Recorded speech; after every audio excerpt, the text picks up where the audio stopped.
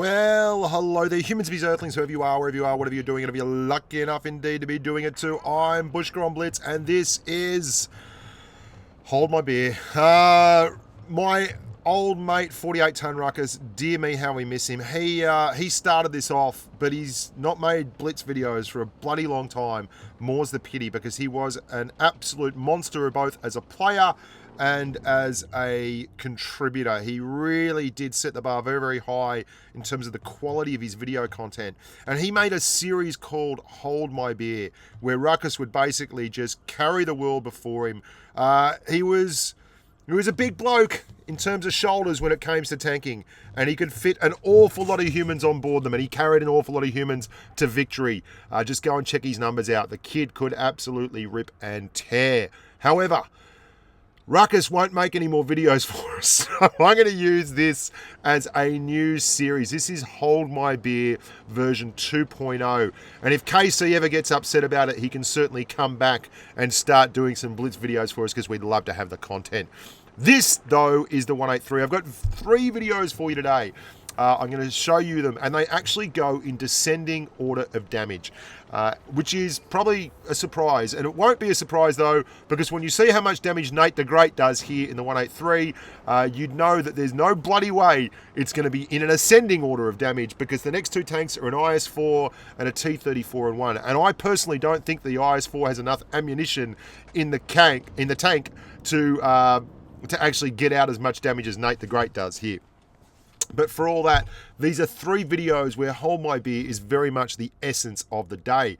Basically, hold my beer while I sit here and pound the enemy into oblivion and carry your sorry asses across the finish line.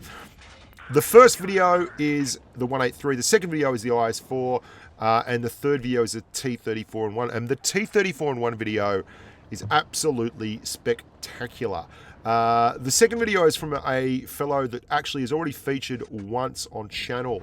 Banksku, I think is his name, and Bantsku, and you're going to see him in a little tick. He's a Finnish fellow, I believe, or possibly Norwegian, or you'll get upset at me for that. 886.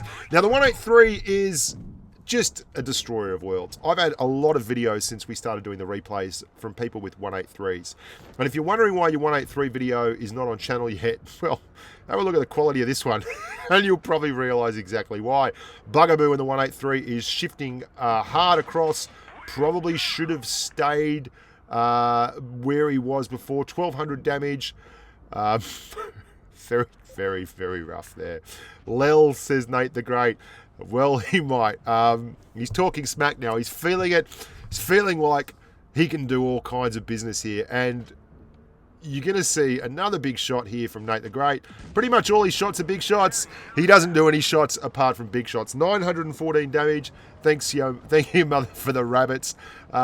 Pushing onwards and upwards. He's cleansing the world of reds one tank at a time. And he's not doing a bad job of it either.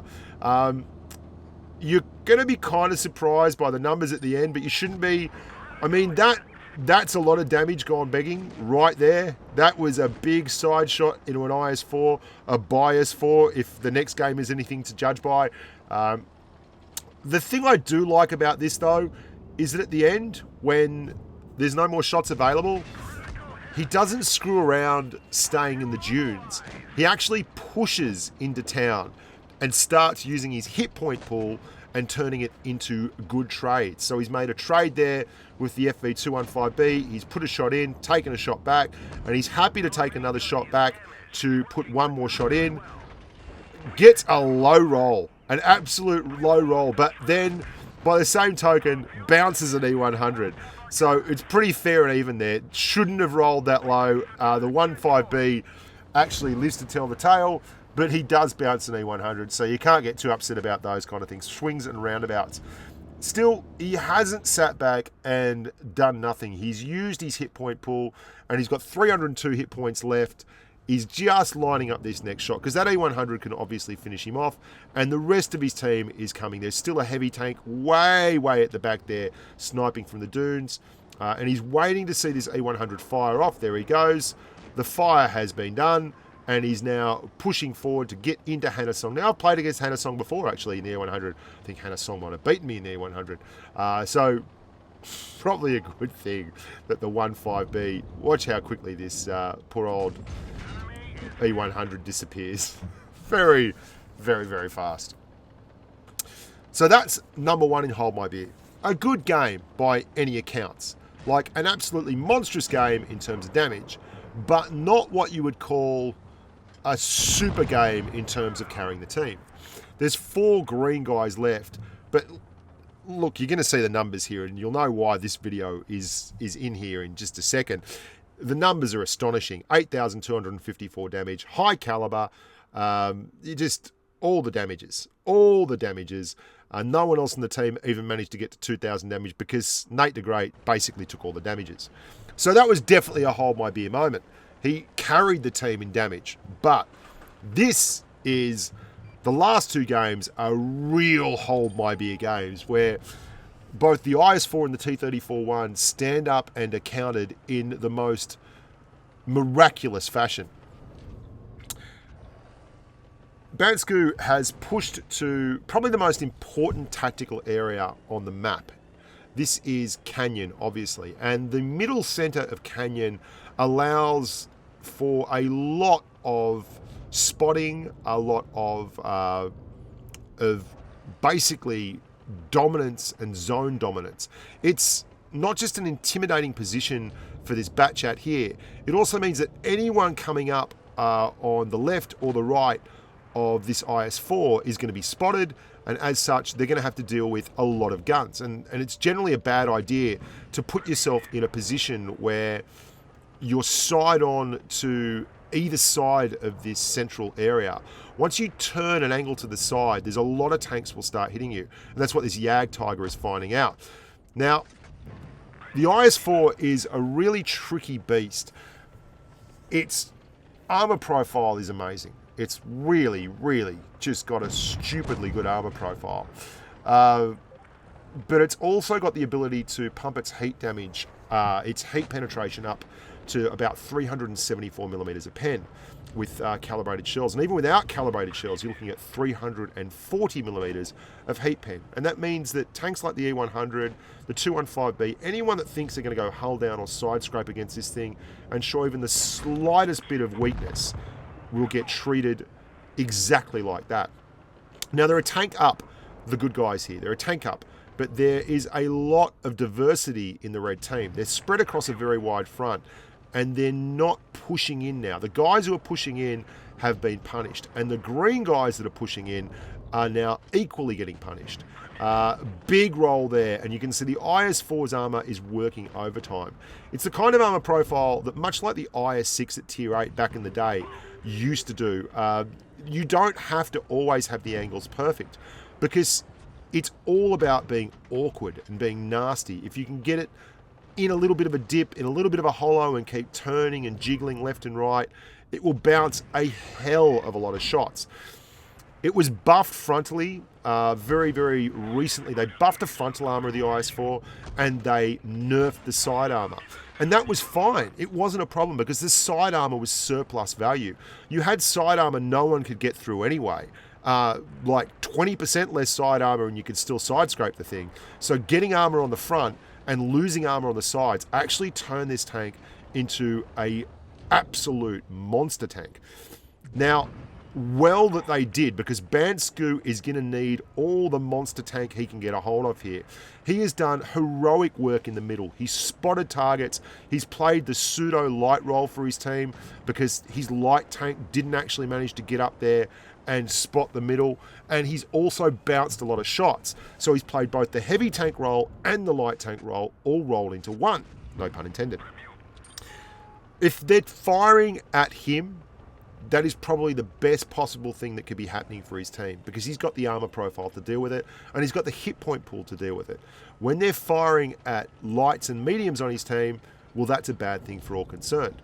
But unfortunately for Bansko, that's exactly what's happening now.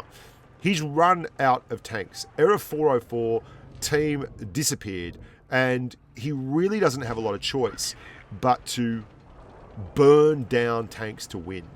He has done a great job here of supporting the E50, and he's turned it into a 2-on-3.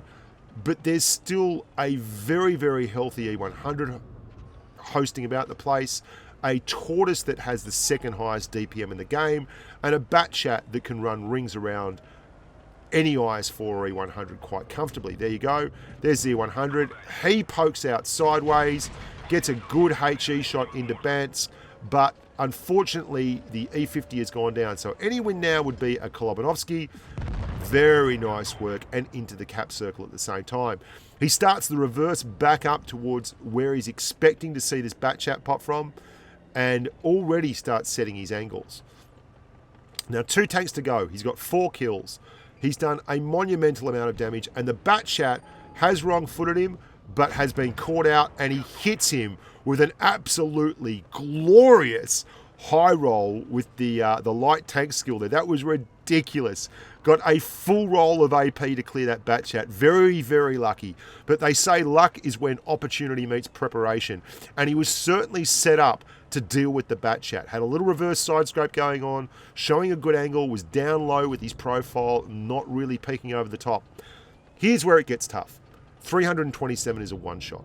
And the tortoise has an awfully good gun, has an awful lot of it, and can throw all kinds of spanners at the IS4. If he can get to him hull down, he'll be all right. The problem is there's only 55 seconds left on the clock. He's got to be... There's a fine line here. Is he going to be patient? Oh my God. The tortoise was looking completely the wrong way. Completely the wrong way. And cops are flogging for it. 6 kills. An absolutely monumental effort holding the middle of the map. Look at that bling. Mastery, Top Gun, High Caliber, Pools, Patrol Duty, Spotting, Kolobanov, Reaper. It's all there. 1,500 spotting damage, 6.7k damage, 19 shots fired, 9 hits received. Monster hold my beer performance. The beer was held and none was spilled.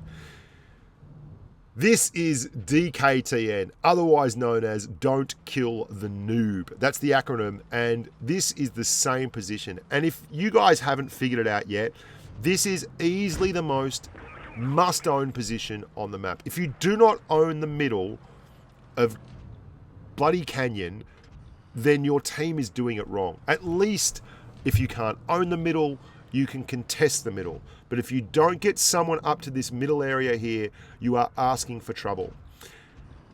There is an axiom that you cannot deny in terms of tanks.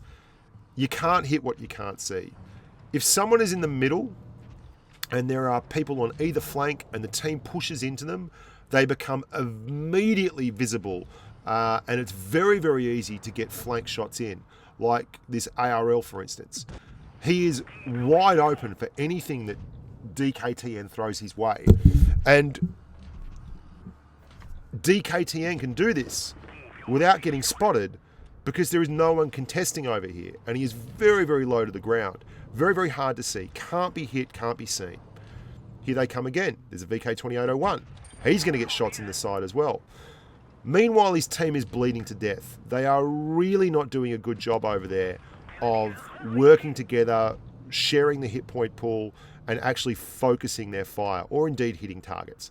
There are 6 tanks in that corner. Well, there's four now, but there were 6 to begin with, and now there's 2.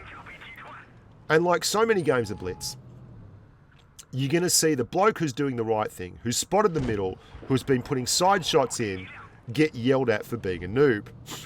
And it's generally the people who played like spanners who do the yelling. That's exactly what you're going to hear there. Here we go. Johnny Short, commence operations, AT7. Noobs, all noobs. Report that T-34, why don't you? That's probably the next one in the repertoire. Everyone report that bloke. That's generally how they go about it. It's now, right, here we go, report T. I love it. It's now 1 on 5. 1 on 5. If ever there has been a hold my beer moment, this is it. Absolutely it. Now, is he going to hold the beer or is he going to spill the beer? You'd have to expect him to spill the beer. It's like he's been to the bar, he's walking back from the bar, he's watching the FA Cup final, and Liverpool's just scored an away goal and the crowd is going berserk and yelling or crying, and he's getting jostled, and it's in a plastic cup and he's got 5 in his hands. That's kind of how it is at the moment. But I'll tell you what, he's got steady hands and big shoulders, this kid, because this is a game that goes absolutely down to the wire. It is 1-on-5. This VK is feeling like he can do the job. Unfortunately, he was misinformed. He can't do the job. There's a full health SU-100 there. He takes a hit, but he can't get the shot into the Bulldog. The Bulldog, is he going to reset the camo? Is he going to reset the camo? He does. Smart play by the Bulldog. Resets the camo. The SU-100Y, he wants to walk up and make some good hit point trades. But this is a very, very tough tank to deal with. It's super mobile. For me, this is like the best tank in the Chinese tech tree. The T-34-1 is incredibly low profile. What a shot. Absolutely nails it. Tracks that SU-100Y, stops him from getting around, stops him from reversing out. Absolutely brilliant. And he's got it down to just a simple old 1-on-3. The Bulldog has walked on down. But this low-profile Chinese tank is super hard to hit behind the SU-100Y. The turret is exceptionally strong for a Tier 7 medium. The profile is so low to the ground that there is no easy access when they're behind targets like that destroyed SU-100Y. And the mobility is quick enough that he can get there. And he's going to move over here now. First things first, let's reset that cap and then deal with the KV-3. Wow. Excellent, excellent game awareness. Really, really strong effort so far. And rather than move in, that M4 is going to keep trying to cap. As the KV-3 crests the hill, DKTN nails him with the low one and then works the magic round the rock. Round and round the rock, the ragged rascal ran. He's not giving up anything easy. Now the cap stopped, so we know the M4 is on the way. There's no two ways around it. But the M4 has to get here in time to help out this KV-3, who is bleeding profusely. Again, DK backs off. Very, very clever here. Very canny. He's letting the KV-3 come forward and kill himself, trading damage for distance. Scoping, scooping, and booting right down. You can see that full mobility on offer. Big roll. Tracks the KV-3. Gets in under the gun. Cannot be hit. Absolutely nails it. Just 1 to go now, and he actually has a hit point advantage. The hands are shaky, the palms are sweaty, mum spaghetti, all that stuff. Clutch bounce, side shot. This kid is going to do it. They said he couldn't do it. They said he was a noob. They said he needed to be reported. Well, hold my beer, boys, because you can all get wrecked. Well done. Amazing game. 5-on-1 at the end. 6 kills. 5.1k in a T-34-1. Kolobanov, high caliber, pools medal. Oh my good God. Stick that up your custard guts. I remember I had like a 4.5 game in the T-34-1 and I couldn't figure out why it wasn't a mastery. With blokes like that running around, I now understand clearly why it wasn't a mastery. Hope you guys enjoyed the first episode of Hold My Beer. There's going to be plenty more of it because I have like 450 replays in my email right now. And it's really changing the way the channel works and the way we interact as a community. So keep them coming. Make sure you send the replays to bushkagaming@gmail.com. Head them up as Blitz replay and then the name of the tank that you are actually putting in there for the replay in the subject line. Include a short commentary on the game itself, how much damage, if it was a Kolobanov, what you did, why it was exciting. I read through them. I try to answer as many as I can, but it's just physically impossible. Until next time, guys, look after yourselves and stay safe on the battlefield. Bye for now.